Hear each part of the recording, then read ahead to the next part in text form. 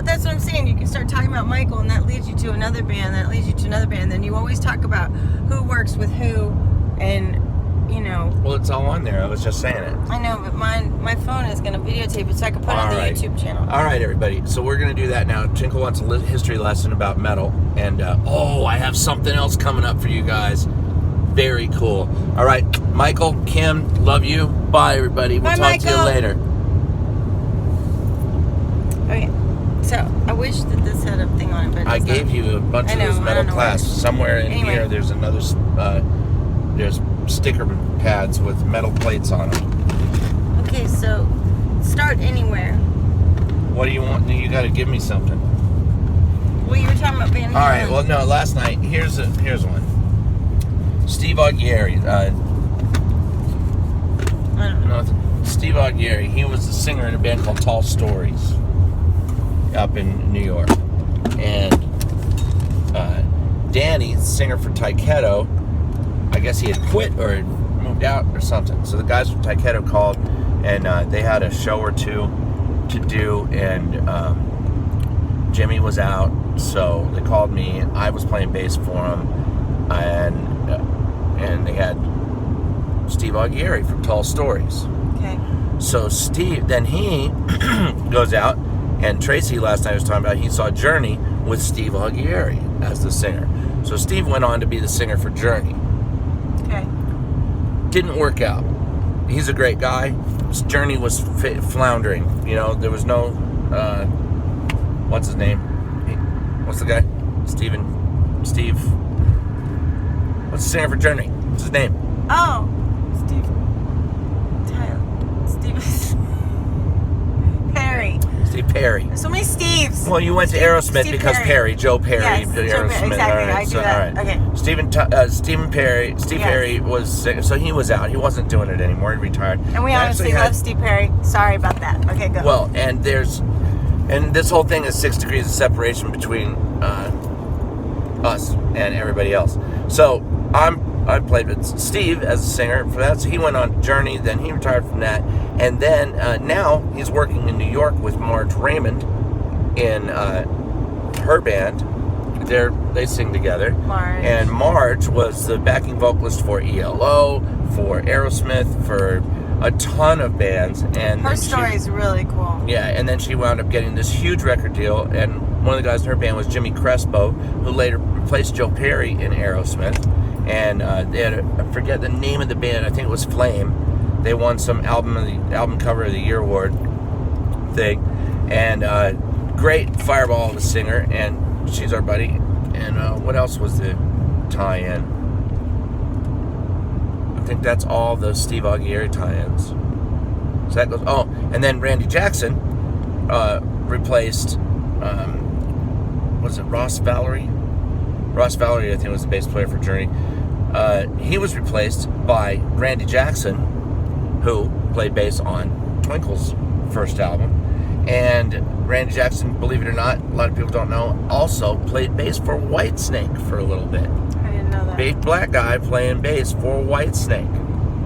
And then, of course, went on to play bass for Twinkle. Well, he was a session guy. But But he played bass on your album. Pat loved working with these people. He loved Toto. You get a bunch of people that you are very, very comfortable working with, and they can come in and do what you need on a moment's notice. You're part of Bobby Croft's stable right now. He needs a female vocal on something. He can call you and go and do it. That's right. He's got other female vocals that he can call, come do it. He's got guys for horn sections. He's got guys for bass. He's got guys for everything. If he can't do it himself, he knows exactly who would fit. That's what Pat Leonard has with those guys. And the guys in Toto worked very, very hard, very long at making themselves those guys. Toto was all studio guys that said, hey, we keep being put together to make records. Let's be a band. Is that what happened? Yeah. And who in the world? Hey. No, I accept. Oh, did you? Yeah. They hung up. And so they did that. And that's Steve and Toto. That's Steve Lukather. And his friends call him Luke. He's in recovery also, and he put out a scathing review about the music industry recently, which was really cool. Well, he would know. He's been in it forever. He was saying how right now, even him, who has credits on so many albums, He wrote, what was he saying? Remember that documentary, what we watched? We were watching all the stuff for the Michael Jackson record. Dirty Diana and all those songs. He plays guitar. That's him on that record.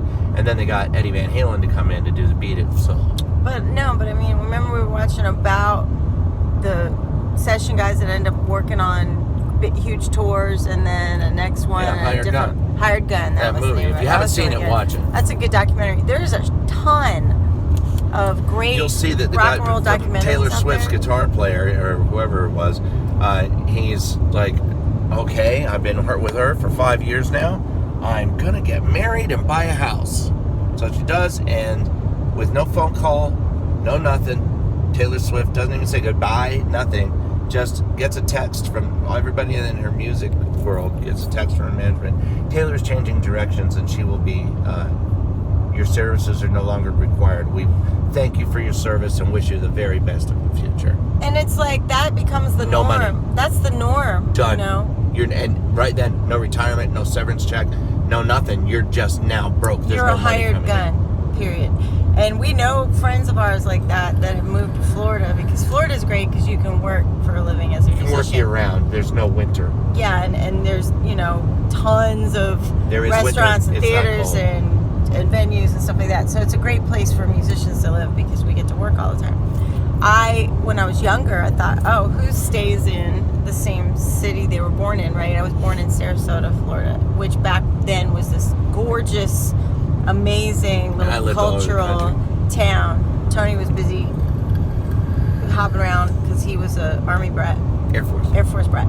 Anyway, but Florida, I kept trying to leave, and I'd come back, and I'm like, man, this is where the gigs are. This is where I'm working. And plus, I love Florida. I can't help it. I'm a Keeps you Florida young. girl.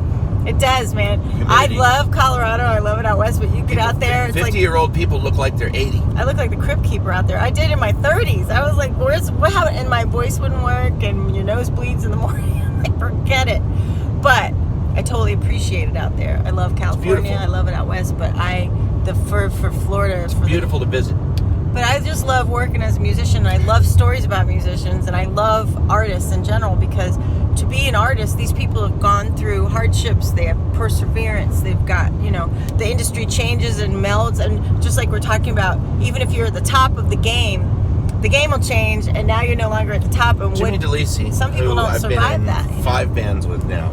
Jimmy was on Epic Records. He was on EMI with you, I believe. I don't know how it all worked out, but with a band called Juliet. He was also on it's a subsidiary of RCA Records in Europe with a band called Killer Bee. He's done a lot in the business. Now, Jimmy and I have been, like I said, 5 bands together. We're doing another one just for fun. It's covers. And it's going to be... Longtime compatriot. Yeah, and we're going to just do it to get our yayas out. Do stuff that nobody else is doing. It's going to be us, Rick Brothers from Gretchen Wilson, and Jimmy DeLisi, me. We're looking for a singer that can do all that stuff, that looks like us, that can rock and has fun. Because we're going to do some crazy things that I'm not going to tell you about, because Looks I don't like want anybody you- to steal our idea. What? Looks like you... Rock and rollers. Yeah, we don't mean white people. We mean... What? I don't think anybody inferred that. Just kidding. Listen, if you get a black guy that decided that was a rock and roller, and could sing that stuff, I would have him in a heartbeat. You I need would a Native love American that. in there, too. A what? Native American. That They would be rock. great, too. I didn't know. There's another documentary about But all wait, the I wasn't Native... finished with my sorry. story. Sorry. We'll Jimmy, talk about that later. You had the rug yanked out from under you. Largest record deal in Warner Brothers history for a first-time recording artist, first-time recording contract, and got the rug yanked out from under you, and you didn't kill yourself. There's so many people that try and Came try and close. try and try. Came close. Yeah, and they try to do it, and then they make it, and then it gets taken away from them. And if you wrap your whole identity up in that, then That's the trick. you're lost. Well, Jimmy's another one. The people that I love, the people that I like to play with, have had some serious horror happen to them and pulled through it, and came out the other side better for it, instead of coming out the other side bitter and angry. Yeah. Now, Jimmy is he's been to the top. I mean, the first guy on his first record, produced by Kevin DeBrow. Kevin DeBrow from Quiet Riot, and Frankie Manali from Quiet Riot was the drummer. And if you don't know about Quiet Riot, then shame on you and get off this channel and don't watch this anymore. I don't want to talk to you. I don't want you to be your friend. And so they were the first heavy metal band. They number one album, the first one, when they couldn't get a record deal. So we know what we're doing. Jimmy's out there doing it, and he didn't cut it. He didn't check out, you know, just stayed driving forward. There's so many, and he's played with everybody, just like you. And people, you know, some people, it's hard. So, for instance, when people come up, Easy. when I like to teach singing and songwriting, right? I like to encourage people to write Come their up own to us songs. after, why aren't you famous? But one thing I like is I have to give the speech if I get a new student, right? Especially if they're gifted, if they got some severe talent, I'd give the whole speech about you have to stay true to yourself, find out who you are as an artist, blah blah blah. Because if you're getting into it for money and fame, that's gonna go. that might happen. I'm not saying if you it won't. get it, it's gonna go. But Buddies with all the guys from Skid Row. They were on top of the world, the biggest band in the world at one point, and it all went away. It's just never gonna stay unless, you know, I mean, once They're in a while still you out get a there doing Rolling it. Stones and stuff like that. No, there's 4 of them. There's Kiss, there's AC/DC, there's the Stones. Would have been the Beatles if they didn't break up. Right. Well, they broke up, but who? Aerosmith. Aerosmith. That's it. But So- and, you know, and that's great. The thing is that Metallica. there's 5. But I mean, there's so much to just being an artist, and not, if you don't wrap your identity up in some sort of thing, you'll be happy all the time. You if want you're to always get a doing big box of Red Bulls? Okay. I'm gonna get one. Anyway, that's not where I wanted to go with it. I just wanted to. I love when I'm going to start doing this, because when he starts talking about who played with who and when it was, it's like you're in a college course about the history of rock and roll. And it's, in Jersey, I always wish I was there was a running little tape. spot in New Jersey that I lived, and I just happened to be. I was Here, a you bass hold player. that, and I will go get this. All right. Put it where you like it, because I know you don't. I don't like any of it. I look like hell all the time. Wow. I look like I got the crap kicked out of me. I lived in a spot in New Jersey where, in Bayonne, and then in Woodbridge, right by the prison where Sylvester Stallone shot that prison movie. But I was surrounded by incredible musicians, and I didn't think any of them knew who I was. But when Big Bad Wolf broke up, all of a sudden I was getting calls, and I got called from Russell Arcara, and a dear friend of mine to this day, and he's probably one of the greatest singers in rock and roll that you've never heard of. And he was on RCA Records, he was on MCA, great singer, band was incredible. But all those guys down there, all the Skid Row guys, everybody lived there. So, and we rehearsed at a place called Butterfields. And Butterfields was like a hub, a gathering spot for everybody. Everybody was there. So you'd walk in, and there's Scotty and Rachel from Skid Row, and sometimes Baz, and a couple of times you run into Richie from Bon Jovi, and it was just a hot spot to be. And everybody was a singer or a guitar player. So, now remember, this is about 80 or 90 pounds ago. I looked right, and I sang, and I could play bass. So I got really good gigs. Apparently, they were in short supply, but that's what we did. And we all knew each other, and everybody played on each other's records. Somewhere there's the demo of that band with Russell, and it's got all the Skid Row guys, some of the Living Colour guys, the backing vocalist for Springsteen. Everybody's on it. And I did that. It's been a great life.